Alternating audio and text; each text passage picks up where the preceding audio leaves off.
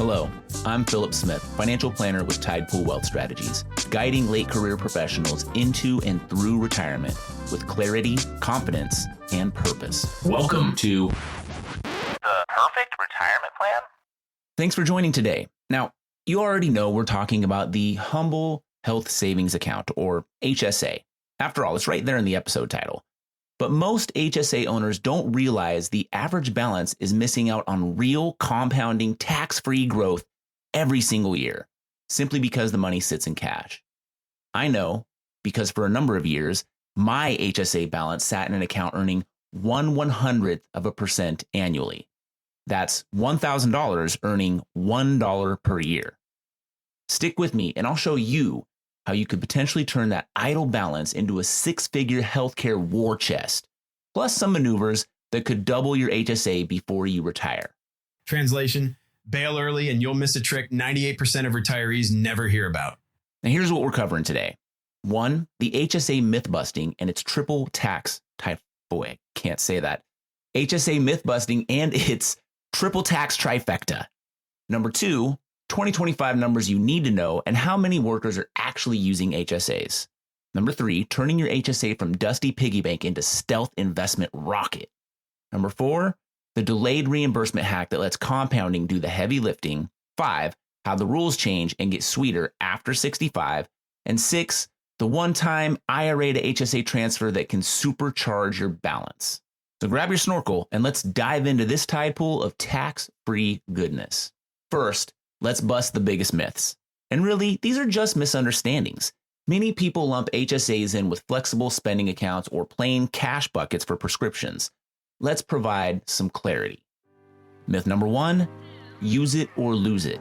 Nope. Unlike an FSA, an HSA balance is yours for life.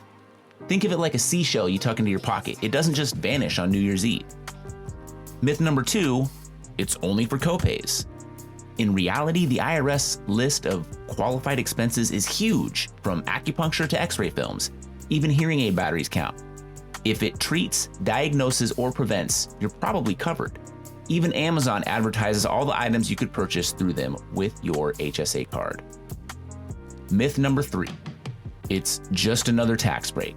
An HSA is the only mainstream account that grants all 3 tax gifts: a deduction on your contributions, tax-deferred growth while the money's in the account, and tax-free withdrawals for eligible costs. Even Roth IRAs can't brag about all 3. Phillip, calling it just another account is like calling a Swiss Army knife just another piece of metal. It slices, it dices, and occasionally pays for LASIK. LASIK, Band-Aids, the chiropractor. Here's the kicker. Balances can eventually transfer to beneficiaries. If your spouse inherits, it stays in HSA. But anyone else gets a taxable distribution, so planning matters. Might have to circle back to the tax and estate planning angles on this in a future episode. Okay, so we've laid the groundwork by addressing the common misconceptions. Now, let's quickly cover the things you need to know in 2025. To play in HSA waters, you need a high deductible health plan, or HDHP. In 2025, that means you need a plan that has a deductible floor, the lowest deductible allowed, which is $1,650 for a single plan participant or $3,300 for family. The out-of-pocket ceiling, the highest they can set that out-of-pocket, is $8,300 for a single person on the plan or $16,600 for family. The contribution cap is $4,300 for single or $8,550 for family, and family is just you plus 1. That's all it takes. There's also a catch-up contribution, and this is a little bit different than an IRA or 401k. In those plans, the catch-up age is 50 or older, but in an HSA, it is 55 or older, so please be aware of that. The catch-up contribution in 2025 is $1,000. You can kind of think of that as a little extra turbo booster. Now, you may wonder, why do these numbers matter? Because if the plan you choose misses eligibility by $1, it disqualifies every contribution for that year, and the IRS will happily claw back the deduction plus a 6% penalty. Double check your policy specifics during open enrollment. Survey results time. Here we go. Only 6 in 10 workers offered a high deductible health plan choose it, even when the employer seeds the HSA with free dollars. Pro tip. If your employer does throw seed money, say $500 per year, Make sure you still max your own portion. Their seed doesn't change the total IRS limit. It simply replaces part of what you could have added. And one more eligibility wrinkle. Medicare enrollment stops new contributions. We'll connect those dots in a little bit. Moving to our next segment, don't just spend the HSA, invest it. Currently only 10% of HSA participants invest a portion of their balance. Here's the ugly truth. Most HSAs earn less than checking account rates. Let's flip that script. Step 1, build a mini buffer. HSA banks will require you maintain at least $1,000 in cash, but will then allow you to invest anything over that balance. Keep $1 to $2 grand in cash for small bills so you never sell investments at a bad time. Step 2, pick a mix of investments. Many custodians open their fund window once the cash threshold is met. A total stock index and a bond index can give you growth plus ballast, but the sky is the limit. Consider making the investment portion of your HSA as growth-oriented as you're comfortable with. And now, disclosure. All investing involves risk, including the possible loss of principal. There is no assurance that any investment strategy will be successful. Thanks for covering the disclosure. Now, step 3, automate payroll deductions. Besides income tax savings, you can save another 7.65% in payroll or FICA taxes on those dollars when they're deducted from your paycheck. That's an extra perk 401k and IRA contributions can't offer. Now, here's some real-world hypothetical math. Hey man, hypothetical math calls for a very real-life disclosure. Hypothetical investment results are for illustrative purposes only and shouldn't be deemed a representation of past or future results. Actual investment results may be more or less than those shown. Oh, and this doesn't represent any specific product. Did you say illustrative? You know what? Everybody pronounces things a little different. Thank you for that. Always important to cover those disclosure bases. Okay, so consider this hypothetical situation. You max the family contribution, $8,550, for 15 straight years. And let's assume you get a 7% annual return. You saved a little over $128,000, and you're looking at roughly $175,000 in the HSA by retirement. Now, compare that to leaving it in savings, just cash at 0.05% APY, where it's turned into just $136,000. That's a $39,000 difference earned without really having to lift a finger. Or in practical terms, that's a year of private pay, long-term care costs in many states, paid for by compound interest rather than your kid's inheritance. Yeah, not in Oregon. We're closer to $65,000 per year currently. For the ultra-organized, many custodians will even autopilot the cash to fund sweep monthly, so you capture compounding earlier. Now, I know you're saying, Phillip, the HSA is for reimbursing medical expenses. I'm not going 15 years without a medical bill. So, yeah, that's true. Here is a money-growing hack that you could consider. Call this the delayed reimbursement hack, or the IOU to future you. Imagine today you pay a $2,000 emergency room bill with your credit card, then pay the balance with cash from checking at month end. Hopefully, that credit card earns you miles or cash back. Otherwise, forego using the credit card in this situation. Most people would swipe their HSA debit card instead and just be done with it. But here's a smarter play. Pay out of pocket. If you have the financial means, let your HSA dollars keep compounding in that account. Save the receipt forever. A PDF in a cloud folder, a spreadsheet log, whatever works.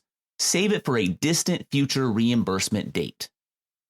Reimburse yourself later whenever you want, say 15 years from now.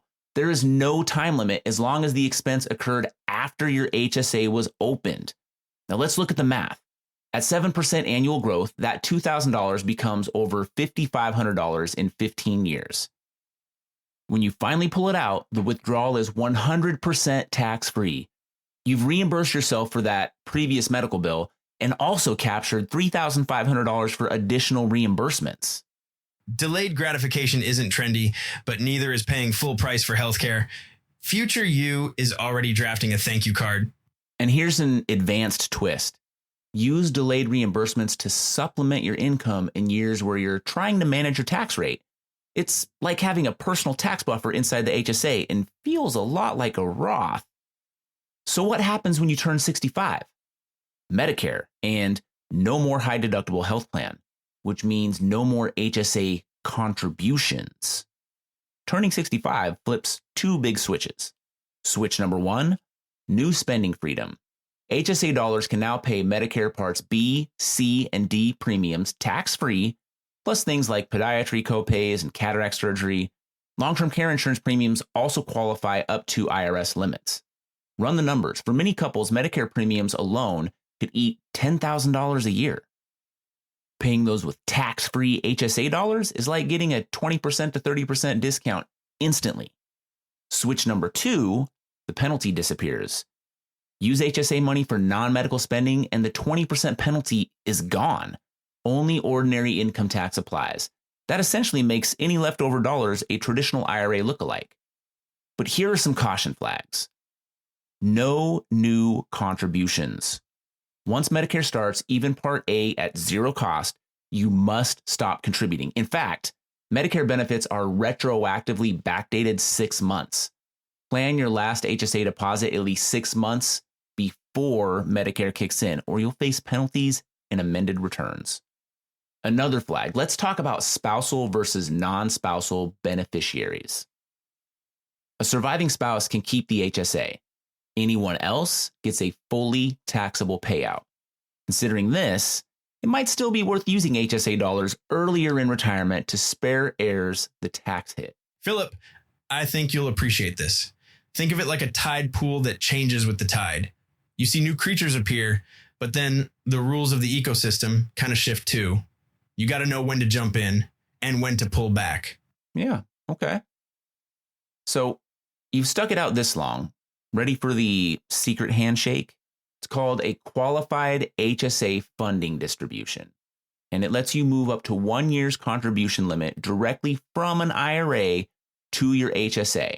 Once in a lifetime, no tax, no penalty, and at today's family limit, that's $8,550 that could be moved from the traditional IRA, forever avoiding taxes and required minimum distributions on that amount.